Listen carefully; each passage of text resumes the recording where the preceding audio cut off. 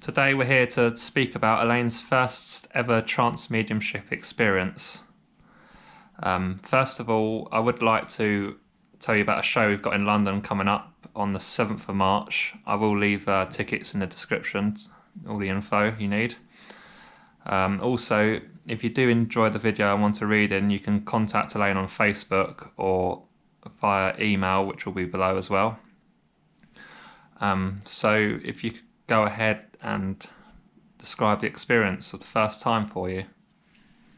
Okay, the first experience that I had was when I went to Ireland, and it was my father-in-law that I wanted to make himself known. And I think we went to bed that night, and it was our last night in Ireland, and I thought, well, I'll ask my father-in-law to come and make himself known. So I said, can you make a noise? And the children were going to sleep, and we were all there together in the same room, and they were all drifting off to sleep. So I thought, well, he's not going to do anything, not going to make any noise, so I'll just go to sleep. And I thought, well, I'll lay here and relax, as you do before you go to sleep. And then all of a sudden I felt myself drift off and my stomach pull in. So I wasn't feeling like I was asleep. It felt strange, actually, because I'd never experienced it before. And then this voice, what seemed like a whisper to me, came out, and to everyone in the room it seemed really loud. Yeah, obviously I was there at the time, and I think I was fully asleep at the time, and it was so loud it would have woken up the whole hotel, I would have said. And the noises coming out of you was inhumane. Inhumane? Yeah, I couldn't describe the noises because I haven't heard noises coming out like that, like from a human before. So what did it sound like? It just sounded like sort of like alien noises. It was weird. Oh, how strange. So with this happening, my ex-partner, their father, woke me up and brought me round. He said, what's the matter with you? I said, well, I don't know. I said, maybe I've just talked in my sleep, but I wasn't feeling like I was asleep. And so the next day I sort of thought, well, I'll ring my mother's friend who used to sit with my father. I thought, well, I'll ask her. That's the only person I can think of. So I called her, and then she said, I told her of my experience, and she said, well, it's trance. So I said, well, what's trance? She said, oh, didn't your dad explain it to you? And I said, well, no, he never really taught me much about it. And then she said, well, I know a lady that can help you develop if you wish to do it. And then she told me about my friend, Kay, and I started going to her groups, but it was all new to me, so you can understand I was a little bit afraid of what it was and whether it was normal or I'd just spoken in my sleep or something. Yeah, it was so loud. I didn't know where I was at the time. When something's so loud, you just want the noise to stop. Yeah. And Oh, obviously, my dad didn't believe in it at the time, did he? But he was freaked out and couldn't get back to. None of us could get back to sleep that night. And then the little baby downstairs was crying her eyes out for about an hour, wasn't she? And she eventually went off to sleep less, and I felt bad because I had to face them the next morning in the breakfast room, but they didn't say anything. They must have just assumed that somebody was talking in their sleep, and that was it. And I thought, well, what's wrong with me? What is it? I've never had that experience before in my life. So you can imagine I was a bit concerned about it because it woke you all up and everything, and I felt bad about it.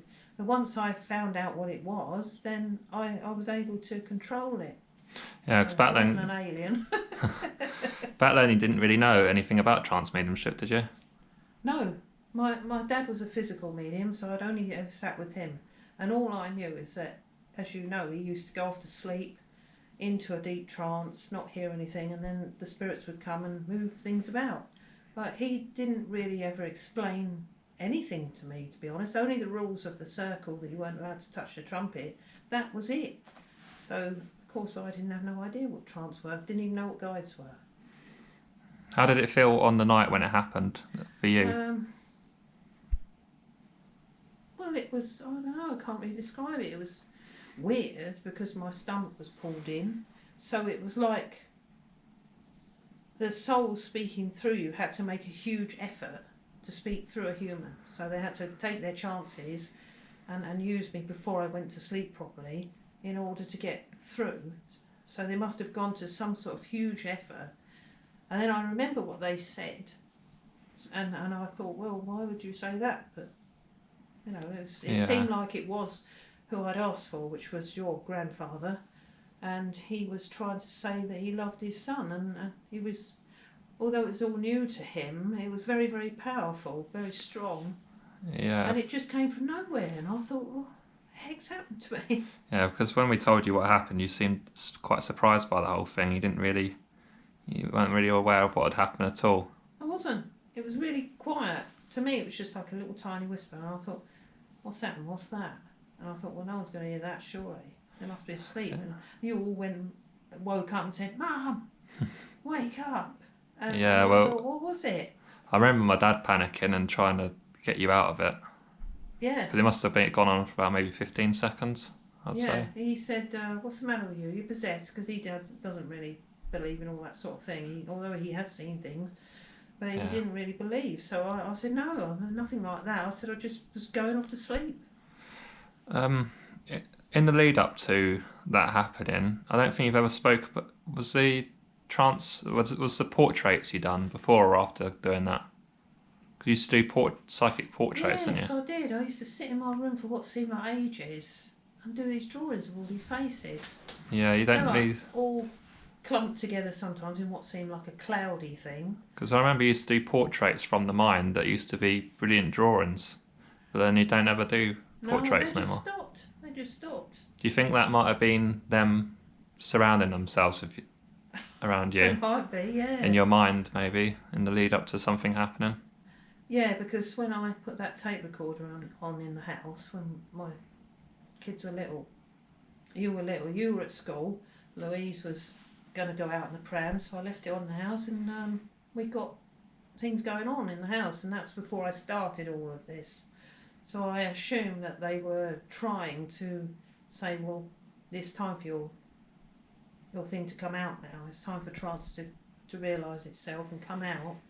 And that's, you know, I'm really glad it did happen, because it was nothing evil or anything like that. It was, you know, like it might have sounded like it wasn't, because it didn't feel that way. I was just a bit confused because it had never happened.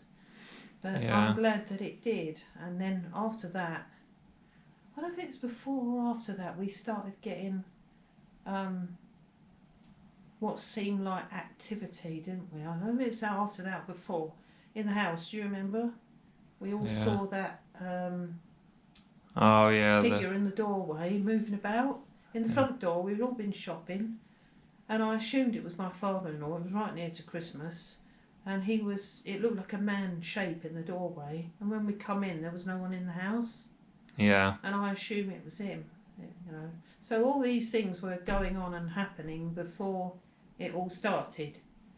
And I thought, well, they must have been trying to tell me that this was going to be coming about. Yeah. You don't think, do you? So I remember, did you used to practice a little bit of clairvoyance with your friend, didn't you? Oh, do you still remember that? Yeah, that would have been... Yeah, it was passed on now. I used to give her little messages, and I didn't know why I was doing them, but I gave her little messages. No idea or memory of what they were, but she used to accept them. I thought, and then I went away from it and stopped it, and then this happened. And I thought, Did you do any? Was it just with Val, or was it with anyone else as well? No, just with her. Was the messages right, or? I think so. Some of them, yeah. Yeah. Yeah, I think so. Yeah.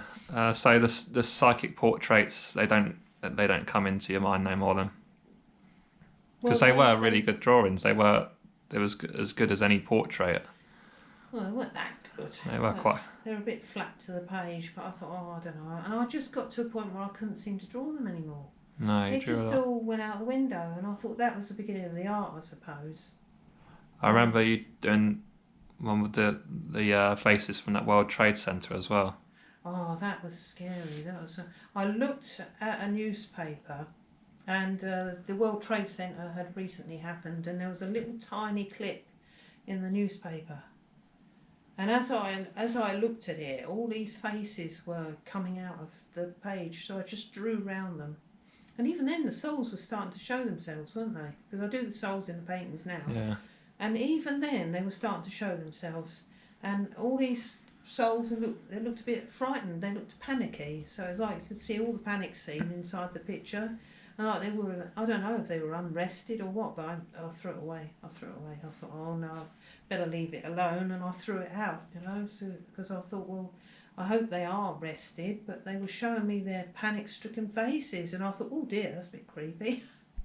I'm going to get rid of it. No. Yeah. Okay. Thank you for that. Hopefully it enlightened people a bit more to how you got into trance mediumship. I know you've spoken about it in the past, but I thought as I was there, I might be able to help you a little bit further go into it. All right. I'll end it there then and speak to you soon. Speak to you soon. Thanks, Tom.